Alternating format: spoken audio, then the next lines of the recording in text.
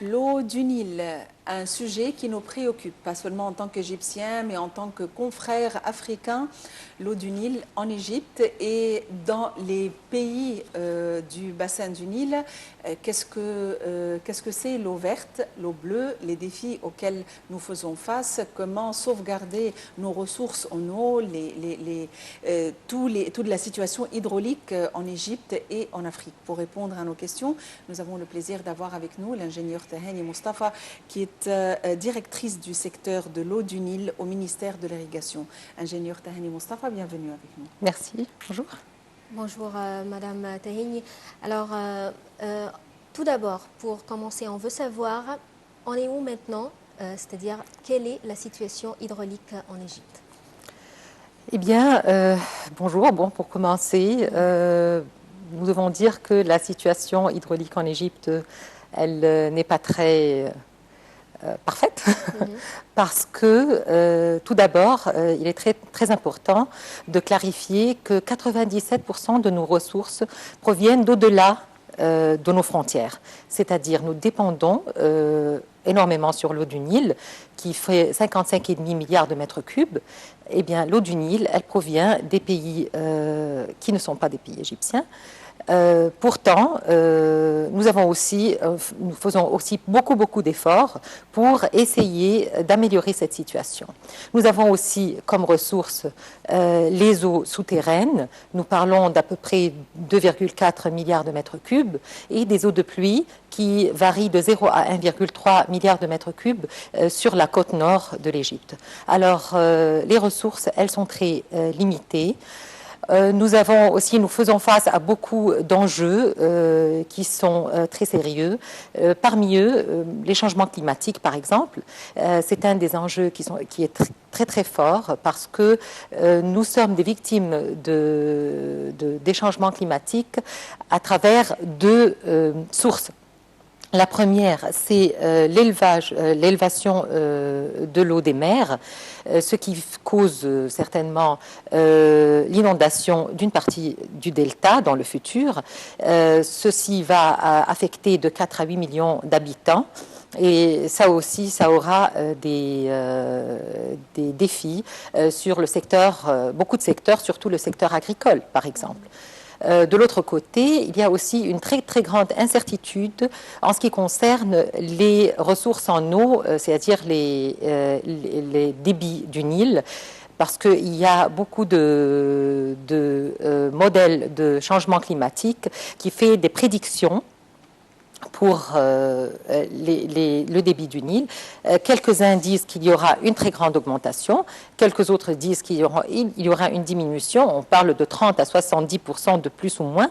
Alors cette incertitude, elle aussi, aggrave la situation et elle met encore plus d'enjeux sur nos situations. Nous parlons d'une différence de à peu près 20 milliards de mètres cubes entre les demandes et les ressources. Les ressources, je viens de les dire, et les demandes, elles sont très nombreuses. L'agriculture, par exemple, le secteur agricole, il prend plus que 85% de nos ressources en eau.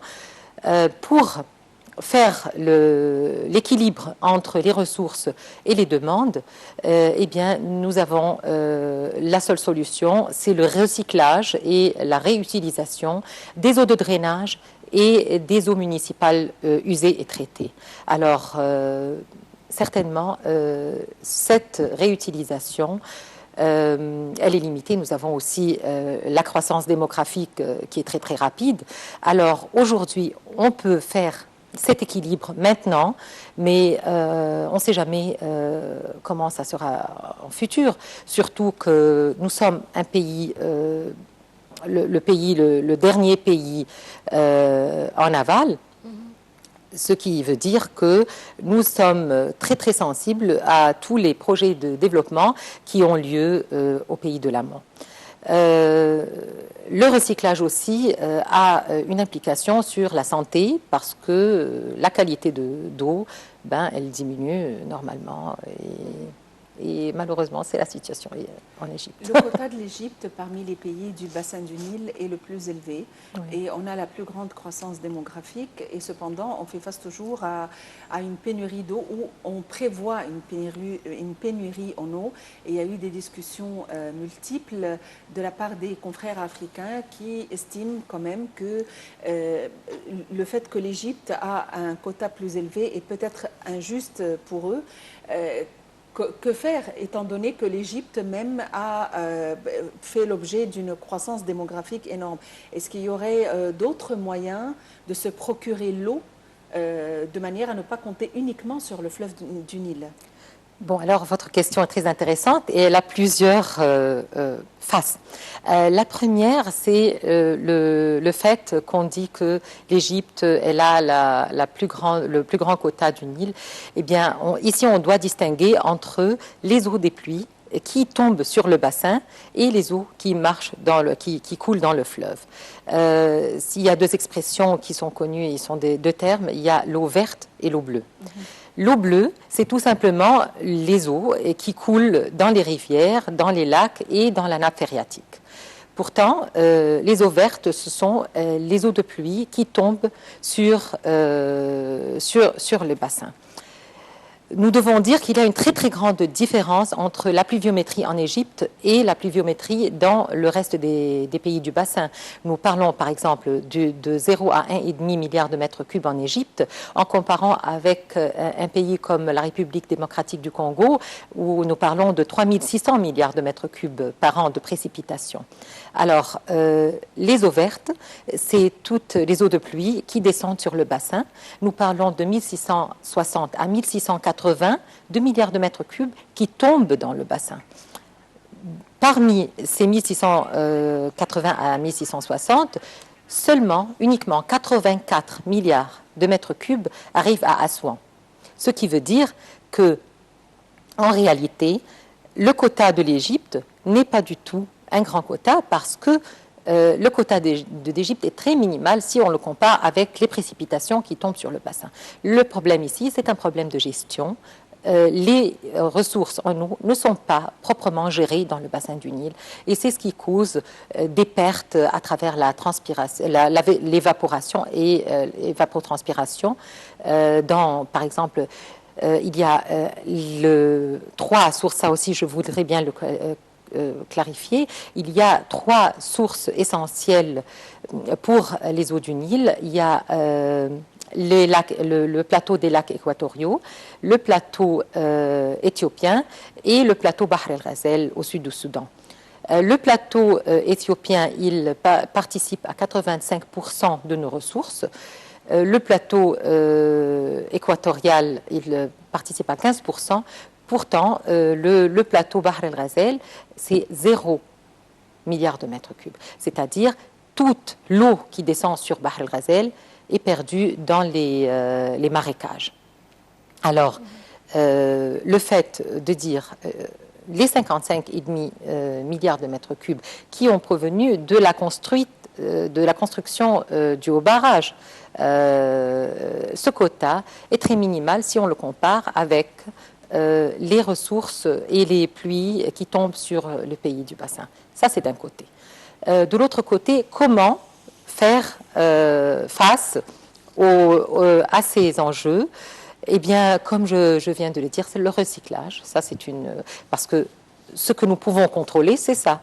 C'est le recyclage. Certainement, il y a aussi le dessalement des eaux de mer, mais nous pouvons dire ici que le dessalement des eaux de mer, c'est une méthode qui est très coûteuse. Un mètre cube d'eau coûtait auparavant, nous parlions $1. Maintenant, avec la technologie, c'est devenu un demi-dollar. Alors, la valeur de cette eau de dessalement, c'est vrai que nous avons de mer. Alors, le dessalement est possible, mais combien ça va coûter? Ça doit avoir une valeur. L'eau provenant du dessalement doit avoir une valeur. C'est pour ça que nous avons à peu près 0,3 milliards de mètres cubes de dessalement. Et ce sont la plupart des sites de dessalement, c'est sur la mer Rouge, dans les hôtels où cette eau a une valeur économique. Mais nous ne pourrons pas, par exemple, cultiver avec l'eau du dessalement parce que la valeur économique, ça ne sera pas faisable du côté économique. Mais point de vue santé, c'est-à-dire l'eau provenant du dessalement ou bien l'eau recyclée, Oui. est-ce que ça pourrait être nuisible pour l'être humain? C'est-à-dire l'être humain peut l'utiliser ou bien on peut l'utiliser seulement dans l'agriculture ou dans le nettoyage? Eh ben, écoutez, l'eau du dessalement, c'est une eau très saine, très propre parce que c'est de l'eau distillée. On enlève seulement les sels et c'est une eau potable. Même si le goût n'est pas très bon, mais c'est une eau potable, au contraire. Les eaux municipales usées et les eaux de drainage, ça dépend du traitement, c'est-à-dire de degré de traitement. Je voudrais vous dire qu'au sud de l'Afrique, j'ai visité une station où l'eau municipale, c'est-à-dire l'eau municipale. Ça veut dire quoi l'eau municipale? Les eaux municipales recyclées, c'est-à-dire les eaux pas de drainage agricole, mais de drainage municipal, c'est-à-dire les eaux qui vont dans les égouts. Eh bien, cette eau est recyclée et elle redevient potable. Mais ça dépend du degré de traitement de ces eaux. Quand je vous ai posé une question concernant trouver d'autres ressources d'eau, par exemple, nous avons le lac Nasser, Ouais. nous avons des eaux souterraines. À votre avis, est-ce que vraiment on en profite? On fait le meilleur usage? Le lac Nasser, c'est de l'eau stratégique, c'est-à-dire c'est l'eau qu'on doit garder parce que, comme vous le savez, nous avons des eaux qui proviennent d'au-delà de nos frontières. Alors ces eaux, il y a un phénomène climatique qui s'appelle El Niño et La Niña. Et Pardon, qui s'appelle El Niño et La Niña. Ce phénomène, c'est un phénomène qui se passe dans l'océan Pacifique et qui a une implication très très forte sur les précipitations dans le plateau éthiopien. Dans les périodes des Niño, et il paraît que nous sommes dans le début d'une période, c'est des changements de la température de l'eau Pacifique qui fait d'une manière ou d'une autre, une baisse des précipitations qui ont lieu sur le plateau équatorial, sur le plateau éthiopien. Alors, dans les périodes El Niño, on a trouvé qu'il y avait une relation très très forte entre les périodes de sécheresse sur le plateau éthiopien. Alors, pour utiliser les eaux du lac Nasser, on doit toujours mettre des réserves pour des circonstances pareilles et même pour les circonstances de développement qui peut avoir lieu dans les pays de l'amont. Ça, c'est d'un côté. La nappe phréatique, eh bien, nous avons le Nubian Sandstone Aquifer, c'est-à-dire c'est une nappe phréatique qui est partagée entre l'Égypte, le Soudan, le Tchad et la Libye. Ce sont des eaux profondes. On va commencer à en utiliser, mais ce sont des eaux très, très précieuses parce que ce sont des eaux qui ne sont pas renouvelables. C'est-à-dire, pour pouvoir utiliser les eaux profondes, on doit laisser un peu d'eau pour les générations qui viennent. Alors, on doit être très, très précis dans l'extraction des eaux. Parce qu'il y a des limites à l'eau profonde, ça ne se génère pas tout le temps. Oui, mais c'est ça. C'est-à-dire, ça ne se génère pas tout le temps et c'est très, très lent. La régénération est très très lente, surtout les eaux profondes. Ce qui est différent aux eaux, par exemple, il y a une nappe phréatique qui provient de l'infiltration des eaux du Nil, qui est proche et on l'utilise on pompe des eaux de la nappe phréatique proche pour faire l'équilibre pour les ressources en eau en Égypte.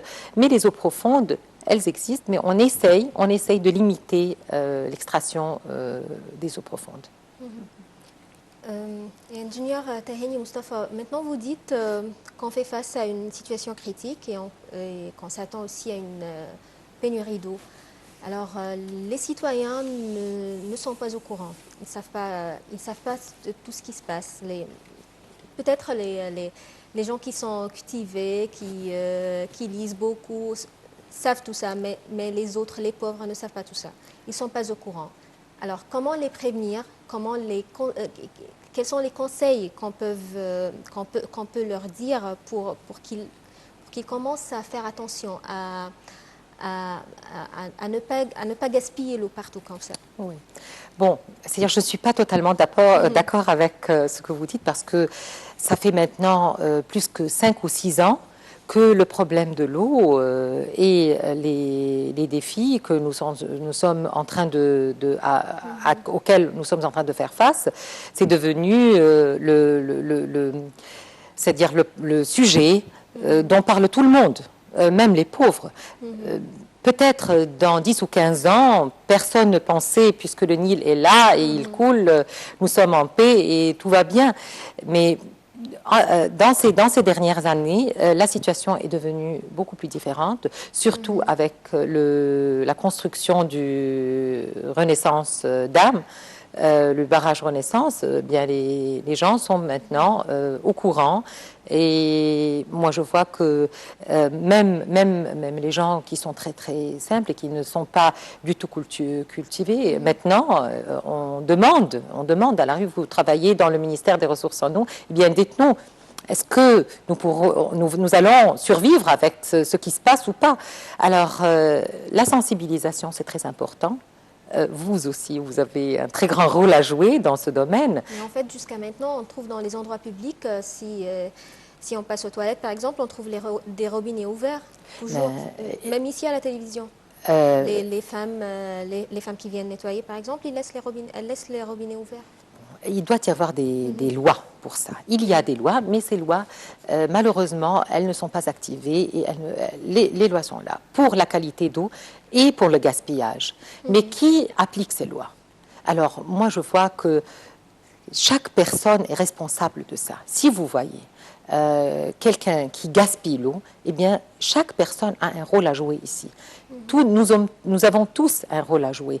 Le ministère, il est surtout basé dans le côté technique. Et par contre, il a encore un rôle. On fait des petits films de sensibilisation qui viennent à la télé parfois, et même beaucoup. Moi, je vois que il y a beaucoup de travail ces dernières années sur la sensibilisation de l'eau. Mais ça doit naître dedans, dans la maison. Comment la maman, elle dit à ses enfants, attention à cette eau est précieuse, vous n'allez pas la trouver. C'est-à-dire, c'est le rôle de tout le monde. Et en même temps, il doit y avoir des lois qui soient appliquées et très fortement appliquées. Ça, c'est sérieux. Et tous les ministères et toutes les organisations doivent jouer un rôle dans ça. C'est-à-dire, par exemple, le ministère de la Santé, l'Environnement, le ministère des Ressources en eau, certainement le média. Le média a un rôle très, très grand. Les écoles aussi. Les écoles, bien sûr. Les écoles aussi. Si, par exemple, on fait une retenue, on fait une pénitence pour quelqu'un qui a laissé le robinet ouvert, alors là, où on lui prend un peu de son argent de poche, comme on faisait par exemple quand on était petit, si quelqu'un qui faisait une faute, eh bien on lui prend de son argent de poche. Alors si on fait ça, ça commence à être appliqué partout. On doit commencer par les enfants, mais aussi les grands, parce que les grands, quand on voit la mer gaspiller l'eau, eh bien normalement on ne va pas comprendre la valeur de cette eau. Alors c'est le rôle de tout le monde. On ne peut pas faire des remords à une certaine entité pour ça, parce que c'est notre responsabilité à tous. Quand on parle du Nil, malheureusement, surtout dans la région du Caire, on parle de pollution de l'eau du Nil. Oui. Parce que je sais que dans d'autres régions, comme à Luxor, par exemple, ou à Aswan, l'eau est très pure, elle est claire, on voit même ce qu'il y a en dessous. est-ce qu'il y a finalement une solution tranchante vis-à-vis de ce problème? Avoir un fleuve comme le Nil, et la plupart des gens qui ont les moyens ne boivent que de l'eau minérale. Donc, que faire face à ce problème de pollution? Eh bien, je vais répéter la même réponse en ce qui concerne les lois. Eh bien, il y a des lois, mais qui applique ces lois et qui peut contrôler l'application de ces lois? Il y a beaucoup d'industries qui jettent les déchets dans le Nil. Il y a beaucoup de réseaux, de réseaux même et d'hôtels qui jettent les déchets dans le Nil. Même les croisières aussi. C'est-à-dire, c'est un crime qui doit être très très fortement contrôlé par des lois qui soient appliquées. C'est-à-dire, bon, les lois, ça existe, c'est très bien formulé sur le papier, mais elles ne sont pas appliquées malheureusement. Est-ce que les croisières, ça aussi, ça nuit à l'eau du Nil? Bien d'une manière ou d'une autre. Si, par exemple, on dispose les déchets dans les eaux du Nil, eh bien, ça pollue l'eau du Nil. Toutes les industries de sucre, de papier et tout ce que vous voulez qui existent sur le Nil et qui jettent le déchet dans le Nil, ça doit être contrôlé. Est-ce que pour le traitement de l'eau par la suite, de manière à la faire transformer en eau potable, est-ce que ceci requiert un effort supplémentaire ou ça requiert des produits chimiques supplémentaires? Exactement, c'est-à-dire pour faire le traitement, premièrement c'est coûteux. Alors en plus on a une pollution, on fait la pollution et puis on paye pour faire le traitement. Alors on aurait dû essayer de diminuer la pollution pour commencer, pour diminuer premièrement le coût du traitement et pour aussi diminuer l'intervention des produits chimiques pour faire le traitement des eaux. Alors, le ministère, il est important de dire aussi que le ministère des Ressources en eau et de l'irrigation, il joue un rôle non dans le contrôle de la qualité de l'eau, parce que c'est plus le rôle du ministère de la Santé et le ministère de l'Environnement. Mais par exemple, si vous suivez la page Facebook de notre ministère, il y a d'une manière quotidienne, il y a des opérations de retranchement de tous les édifices et tous les immeubles qui ont été construits sur une île d'une manière illégale, et on les démolit toutes, même des restaurants qui sont très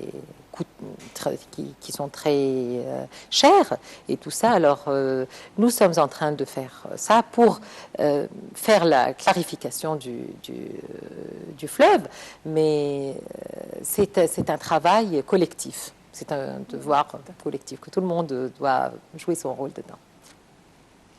Alors, ingénieure Taheni Mustafa, directrice du secteur de l'eau du Nil au ministère de l'Irrigation, bienvenue dans notre émission. On vous remercie infiniment d'être avec nous et on vous remercie pour toutes vos informations et vos conseils. Merci. Merci beaucoup. Merci beaucoup aussi, chers téléspectateurs, d'avoir suivi cette émission. Maha. Merci Inès, merci ingénieur Taheni Mustafa. Merci madame. Et nous vous souhaitons beaucoup de succès quant vraiment à tous ces défis, que ce soit de la part du réchauffement climatique, que ce soit de la part de la pollution, que ce soit de la part de la consommation en général en Égypte et dans le bassin du Nil.